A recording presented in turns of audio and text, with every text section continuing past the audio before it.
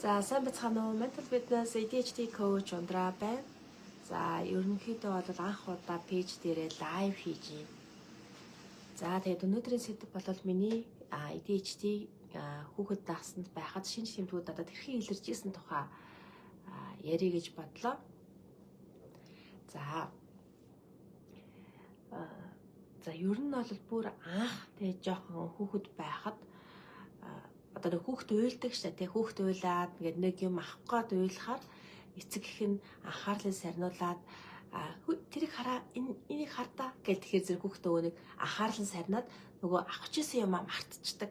Тэгээд тэр байдлыг маань айгуу сайн ажиглаад ерөнхийдөө ингээд уйлах болгонд миний анхаарлыг маш их сарниулдаг байсан. Тэгээд миний анхаарал маш амархан сарндаг байсан. За дараагийн шинж тэмдэг нь юу вэ гэхээр ээж одоо намайг нэг юм олоод ирээрээ. За 5 ч олоод ир миний охин гэдэг ингэнгүүт би 5 ч олох гээд хайгаад явж байна. Тэгж яах хоорондоо өөрийгөө юу хийж байгаагаа мартчихдаг. Тэгээд тэрийг ажиглаад аавд хэлж байгаа байхгүй юу? Хараад энэ охиноо ингэ юм хайгаад явж чад хийж байгаа юм мартаад байна гэд. Тэгээд надад бүр албаар би тэрж ойлгож байгаа шүү дээ. Яг хэдий хүүхд ч гэсэн яг тэгж хэлж ийн би ингэдэг нэг гэдгийг ойлгож байгаа мөртлөө одоо чи хараар охиноо тий 5 ч хайж явж байгаад мартчихна гэж хэлээд 5 ч тэгээд санаатаагаар надад 5 ч болоод ир гэж хэлж байгаа байхгүй юу. Тэгэнгүүт нь би тэрийг би толгоонд хийцэн байгаа. Тэгсэн бүртээгээ хайж явж байсаа хэсэг хугацааны дараа за миний охин юу хийж байгаа вэ гэхээр зэрэг юу хайж байгаа вэ гэхээр байхгүй. За тэгээд тийм байдаг гэсэн. За нэг удаа ч нэлээд удаа хэл та бид галтгоондоо юу хийгээ сууж ирсэн. Газар тоглоод сууж ирсэн. Газар тогтсон чи ээж том өрөөнөөс гүүгээл ороод ирсэн байхгүй юу. Тэгэл яасан бэ? Юу болсон бэ гэсэн чи нөгөө пледгэн дээр байсан зүйл амаараа гараад тэгээд нөгөө нэг мэдээж чи маш их дуу чимээдээ тос гээл дуу чимээ гараал ээж сандраал том өрөөнөөс гүүгээд ороод ирж байхад би юу гэж болоогүй шинжтэй доор сууж ирсэн. Тэгээд тэр үед яасан бэ гэр зэрэг чи одоо ингээд хажууд чигээ юм дэврээ тахт чи мэддгүү мүү гэдэг намаа цагийн хатанд би яагаад нэрээ мдээгүй юм бол тоо гайхдаг гэсэн.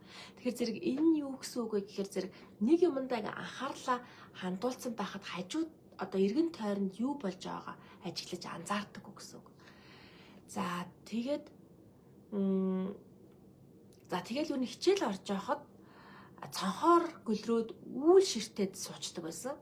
За тэгээд багш ирээд хажууд ирээд ширээн дээр ингээд тогшоод ундраа чи яагаад ингээд цонхоор ширтээд суугаад идэм бэ гэхэд нь би би нэрээ цонхоор ширтээд суугаад байгаа юм шүү дээ гэдэг ажиглаж байгаа байхгүй юу. За гэх мэтчлэн ийм одоо шинж тэмдгүүд байдаг байсан. Тэгээд ерөнхийдөө бол яг анхаарал дутмагшил хэд хөдөлгөөндөх эмгэг гэдэг байгаа байхгүй юу. Тэгээд энэ нь өөрөө нэр нь айгуу тийм нөгөө толгой эргүүлэх гэх юм уу. За тэгэхээр би өөрийгөө ерөөсөө анхаарал дутмагшилтай гэж ерөөсөө бодоогүй. Тэгээд хэд хөдөлгөөнтэй гэдэг би угаасаа хөдөлгөөнтэй биш. Бүр эсрэгээр айгуу удаан хөдөлгөөнтэй. Тэгээд тийм удаан хөдөлгөөнтэй болохоор би өөрийгөө ерөөсөө тогтургүй гэж ерөөсөө мэдэхгүй байгаа байхгүй юу. За тэгэхээр зэрэг энэ эмгэг маань өөрөө 3 төрөл байдаг.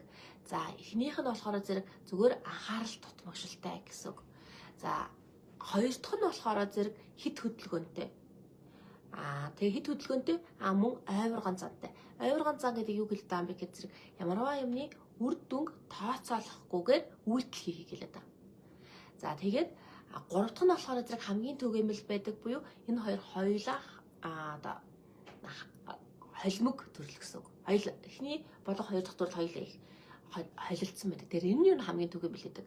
Тэгээ хамгийн их нь болохоор зэрэг эмэгтэйчүүдэд ялангуяа энэ шинж тэмдэг нь ерөөсөө нөгөө бусдад садаа болох байдлаар илэрдэггүй учраас ерөөсөө маш нууцлагдмал онцлогдохгүй яваад идэг. За тэгэхээр зэрэг ямар ч байсан би багада хүмүүсийн маш амархан хийж чадаад байгаа зүйлийг хийж чадахгүй байна гэдгээ ажиглаж анзаарч тэгээ ер нь багаасаа би ер нь жоохон тэнэг юм биш үү? Яг миний тархинд яг ямар асуудал байгаа юм бол та гэж бүр багаасаа хайж судалж одоо гэж уншдаг байсан. Гэхдээ би мэдээж энэ анхаарал дутмагшил хэд хөдөлгөөнд хэмнэгээ хажуугаар явж л байсан баг. Гэхдээ би энийг ерөөсөө өөртөө байгаа гэдэг ерөөсөө бодоогүй. Тэгээд сүүлд 2021 онд би олж мэдсэн. Тэгээд яг энэ шинж тэмдгүүдийг уншиж хахад яг намайг ээждэг хажууд ингээд загинж байгаа юм шиг. Чи ингээд ерөөсөө чухал бус зүйлийг ялахгүй байна. Чамд ямар ч цагийн менежмент байхгүй байна. Чамд чи ерөөсөө өр бүтээлгүй, ямар ч тэ өр бүтээлгүй байна. Чи эмэх цэцэхгүй байна. Тэгээд дандаа юмыг нөгөө нэг цагт нь тулгаж дандаа хоцроож байна. Тэгээд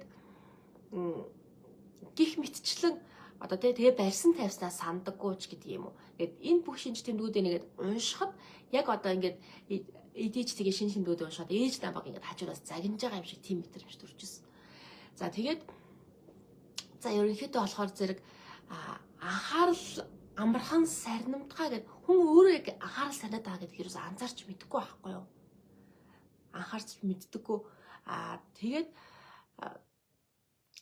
Тэгээд нөгөө нэг барьсан тавьснаа ерөөсөө мэдэхгүй. Одоо нэг чихвч жижигэн чихвчээ ингээд хаан тавьснаа гэж ерөөсөө байнга юу байхгүй. Тэгээд түлхүүрээ ер нь бас хаан тавьсан бэлээ. Нөгөө карт нөгөө мөнгө төгрөгөө хаан тавьсан бэлээ гэдэг байнга юу яаж идэг, хайж идэг. Тэгэд энэ өөрт маш их асуудалтай байдаг. Тэгээд эмэх цэгц гэж. За эмэх цэгц гэдэг нь болохоор зэрэг гэрээ цэвэрлэх болон цэгцлэх хоёр ялгаатай юм билээ. Одоо би ч одоо нөгөө гэрээ цэгцлэх, цэвэрлэх хоёр чинь нэг зүйл гэж ойлгоодсон чинь хоёр тустай зүйл. За цэгцлэн гэдэг чинь одоо эмийг ингээ сайхан үрж тавиад эмэх цэгцийг олоо тавиад. Тэгээд эмэх цэгцгүүгээс шалтгаалаад яадаг вэ гэхээр зэрэг одоо имэйл одоо тэр чинь нөгөө чухал бус зүйлээ ялгаж чадахгүй байгаа байхгүй. Юуг хаях, юуг хадгалах гэдгээ ялгаж чадахгүй байгаа гэсэн. Тэгэхээр зэрэг түүнтэй адилхан юунд чухлын анхаарлаа хандуулах, юунд чухал биш анхаарлаа хандуулахгүй гэдгээ бас ялгаж чадахгүй байгаа гэсэн. За тэгэхээр одоо компьютерт имэйлүүд маш их имэйлүүд ирчихсэн. Тэгээд имэйлээ нөгөө цэгцлэх гэдэг нөгөө одоо устгахаар устгаж чадахгүй. Тэгээ компьютер дээр байгаа нөгөө дэлгэцэн дээр байгаа файлууд ч гэдэг юм уу. Одоо ингээд Facebook одоо нөгөө компьютер дээр болон утсан дээр маш олон нөгөө юу нээждэг. Аппликейшнууд одоо аппликейшн биш ээ. Тайпууд гэх нээждэг. Нэг юм үзэж яагаад тэгээ тэрийг хаалгүй орхидог. Яагаад хаалгүй орхиод байгаа юм бэ гэхээр зэрэг хаачих юм бол мартчих штэ тий. Маш мартамхай учраас тэрийгээс өөртөө сануулж байхын тулд гээд нээлттэй байлгаад байдаг. Тэгэнгүүтээ амар олон одоо тайпууд амар олон зүйлүүд гээд нээчихээрээ дараа нь тэрийг арилгаж чадахгүй. Тэгэнгүүтээ алийг эхэлж хийхээ мэдэхгүй. Тэгээд амар олон асуудалтай болонгуудаа аль асуудлаас эхэлж хийхээ мэдэхгүй болоод тэгээд ер нь ингээ унтарчдаг гэсэн. Тэгээд ер нь ингээд ямарваа нэг ер нь бол давуу талнаас маш бүтээл сэтгэлгээтэй. Ерөөсөө ингээд попкорн ингээд буцлахад ингээд пут ингээд юу яадаг штэ. Тэрэн шиг ингээд ерөөсөө байнга шин санаа ингээд байнга орж идэг. Бидний бодол маш завгүй ингээд байнга шин санаанууд орж ирж идэг байхгүй. За тэгвэл окей. За энэ өстой гой санаа. Энийг хэрэгжүүлээд энийг нэг ажил хэрэг болгоод хийчи гэд суух үед нөгөө олон санаанууд аль нь ч байхгүй болчдөг. Бүр хов хоосон цав цагаан цаасулчдаг. Тэгээд иймэрхүү байдлаасаа болоод ерөөсө хамгийн гол зүйл бол ямар ч үр бүтээмжгүй байдаг. Тэгэхээр зэрэг би энийг юу гэж нэрлэмээр байгаа вэ гэхээр зэрэг анхаарал тутамгшил хэд хөдөлгөөнт эмгэг гэмээрг байгаа. Би юу гэж нэрлэмээр байгаа вэ гэвэл ерөөсөө үр бүтээмжгүй байгаа юм гэдэг. Үр бүтээмжгүй байгаа юм гэдэг. Үр бүтээмжгүй байх юм бол өгүүлдэлгүй байгаа юм гэж.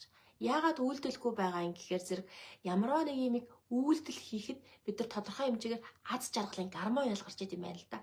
Тэр нь аз жаргалын гормоны тутамгшилтай гэсэн үг. Аз жаргалын анхаарлаа төвлөрүүлнэ гэдэг чинь бас л допамины одоо үйл ажиллагаатай холбоотой. Тэгэхээр допамин буюу богино хугацаанд аз жаргалыг мэдрүүлдэг юу байгаа гормон байгаа шүү тий. Тэгээ энэ гормоны дутагдaltaагаас болоод анхаарал төвлөрүүлж чаддгүй юм байна. Энэ зүйлийн дутагдaltaй байгаа болохоос зэрэг нөгөө амьтан сургагч нар яаж амьтныг сургадаг вэ?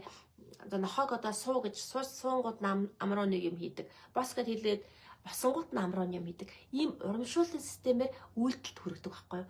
Тэгтэл одоо ADHD-тэй хүмүүс ийм допамины одоо дутагдaltaй байгаа учраас үйлдэл хийж чаддаггүй байгаа. За энэ болон бусад мэдээллүүдийг одоо тодорхой хэмжээний сэдвүүдээр 7 хоногт энэ цагтаа тогтмол лайв хий гэж бодчих. Тэгээд лайва бас маш урт хугацаатай байхгүй үднээс ерөнхийдөө ингээд өндөрлөе. А тэгээ та бүхэн асуулт асуух юм бол асуултын дагуу бас хариулнаа. За тэгээд би mental fitness ADHD coach ундраа мөн нүүдэлчдийн бясалгалын багш байгаа юм аа. За баяртай. Тэгээд таалагдсан бол манай пэйжийг дагаараа тэгээ шеэр хийгээрэй. За баяртай.